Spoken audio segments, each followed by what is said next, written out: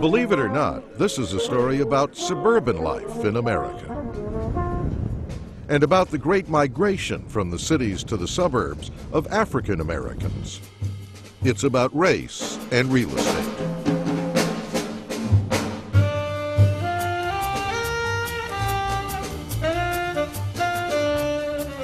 As with the white suburban migration, which preceded it by 50 years, the black migration was led by successful professional people, like Don Braden.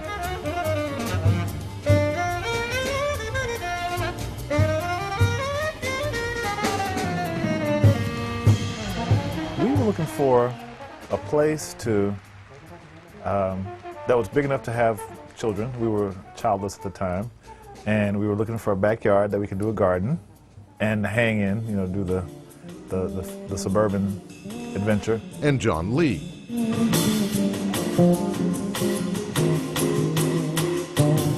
I lived in Midtown Manhattan for 15 years, and coming off the road and being stressed and tired, you know, like that, I just wanted more space and more peaceful atmosphere. And the late Earl May, who died during the making of this report and to whom it is dedicated.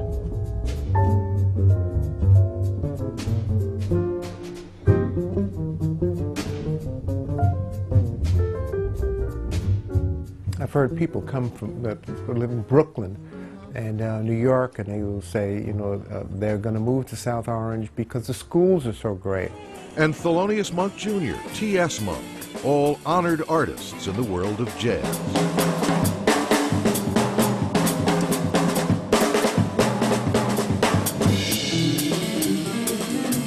And all New York City musicians who moved their families to the small suburban town of South Orange, New Jersey. When I moved here in 1995, I'm in my new home, and I'm standing in my backyard, and I heard this music. I heard this big band, right? And I say, wow, what is that? Where's that coming from? There's this wonderful park, and there's a stage set up, and it was actually John Faddis leading the Carnegie Hall Jazz Band.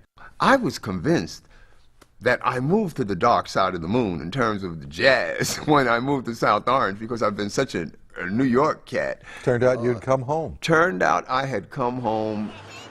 T.S. Monk was seeking in South Orange exactly the same things that have always driven the American suburban migration, black and white: space, schools,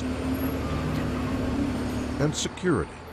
My son was about 6 and my daughter was about 8, and New York had become tough to grow up in. And there was a lot of crime, and so I said, you know, maybe it's time to get out.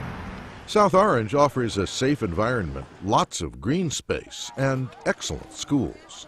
You know, there are places in this country where you can still get a great public education. We talked about Hanukkah. Yes. And South Orange has another attraction: its diversity. There's a large community from the continent of Africa, from countries like Ghana and Nigeria. There's a large West Indian presence, along with the African American component and even South Americans. The remarkable thing, David, and the encouraging thing for me is that in this environment, our children, they actually get the message. They don't have the time for the hatred and the bigotry that it seems that we do.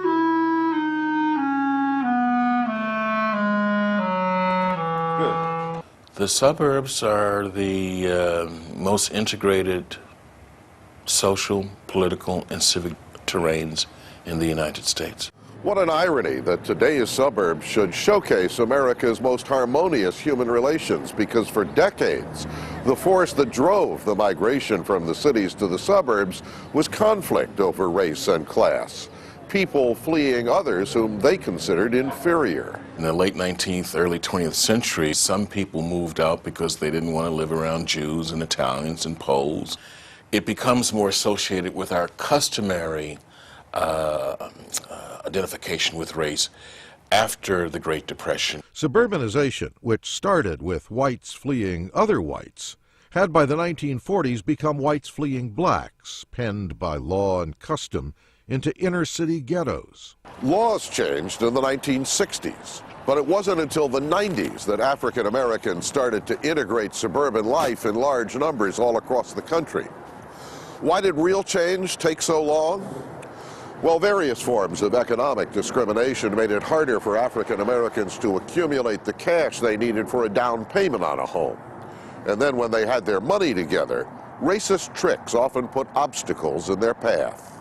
The most significant obstacle might be called the obstacle of zoning, where suburbs were zoned so they would only settle, only attract people of spectacular upward mobility trajectories, people who had money.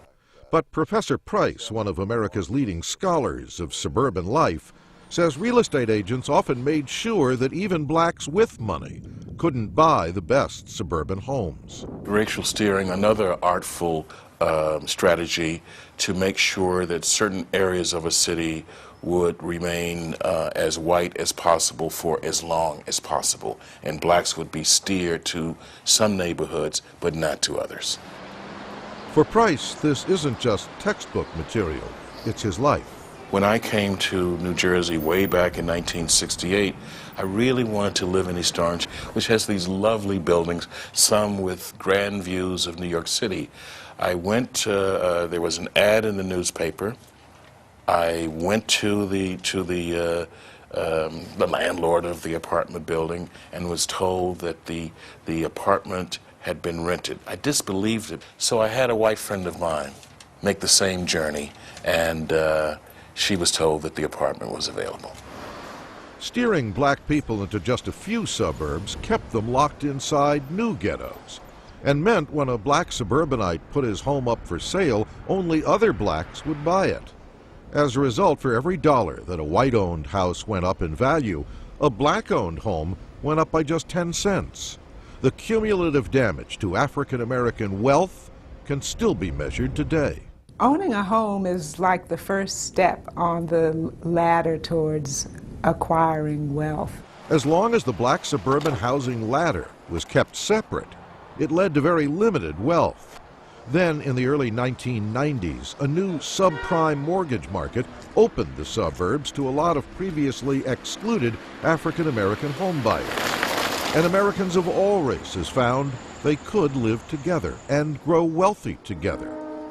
By the year 2000, the value of black-owned homes had grown to 65% of white properties.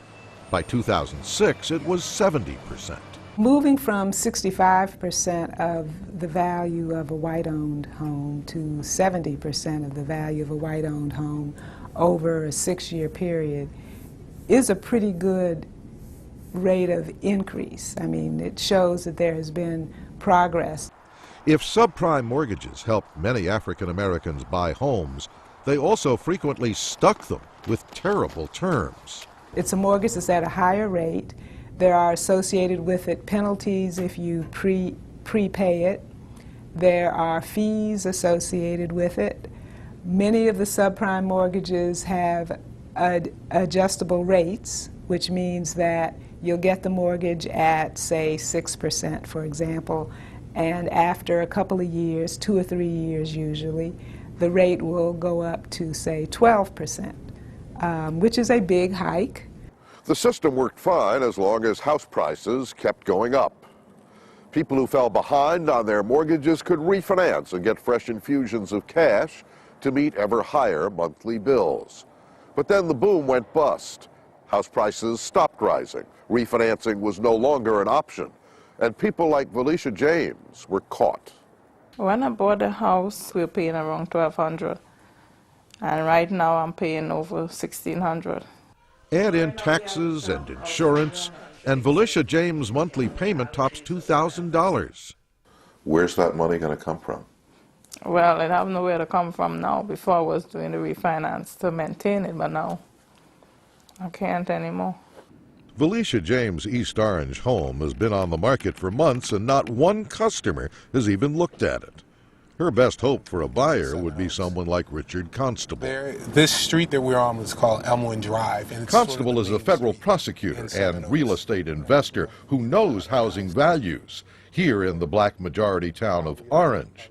He knows when it comes to housing prices, race matters. Folks that are in all of these homes, I mean, look at that, that's probably an 8-bedroom home. They're all African American, all affluent, and with homes ranging from probably $700,000 to about $1 million.